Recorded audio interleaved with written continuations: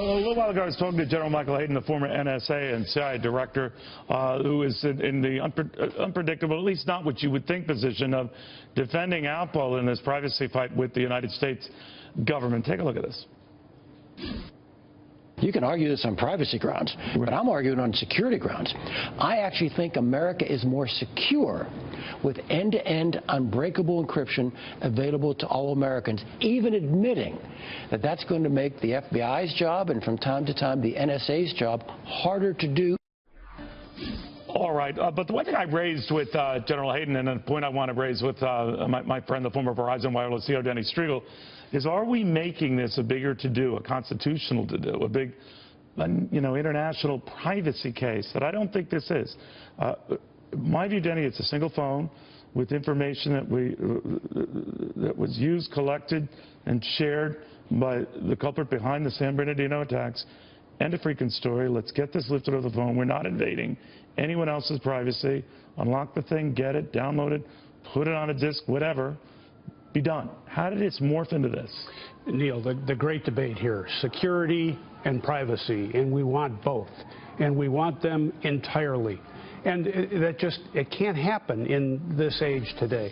Now, my opinion is that Cook has created a problem for himself here. Cook of Apple. And there's no way that he can easily, gracefully win one way or the other. Especially when it looks like he had done this sort of thing in the past. Well, not that that was bad, just that it's not as if this is suddenly a new issue. Why take this position now? I'm not sure.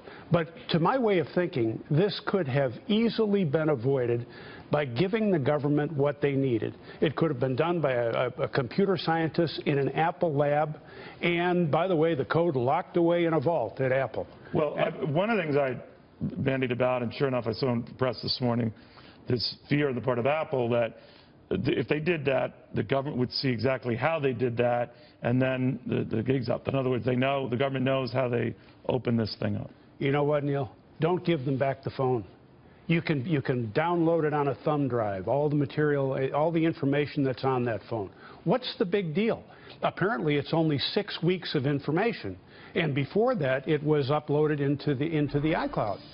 So I don't understand why this is such a big deal. Number one, I think it's relatively easy to do. Number two, I think they can protect that secret code from ever entering. By the way, I think so too. And by the way, I've had people who are not nearly technologically as savvy, even as me, say you walk it over to an Apple store, any one of those guys in blue shirts could have gotten to the bottom of this very, very quickly. Having said that, I know I'm being a little facetious here, but to make the very serious point, we made this something it wasn't meant to be. This has grown and spiraled way out of control for Tim Cook and for Apple. It should never have gotten to this point. And now it's gotten to, as the NSA director had said, an issue on encryption. Do we have an encryption? And he backs encryption. But this isn't, he says, even an encryption issue. Well, I mean, to be honest, this is a legal issue. Now it is. Any corporation, any citizen of this country must follow the laws. Well, when you were running Verizon Wireless, did you ever have such requests?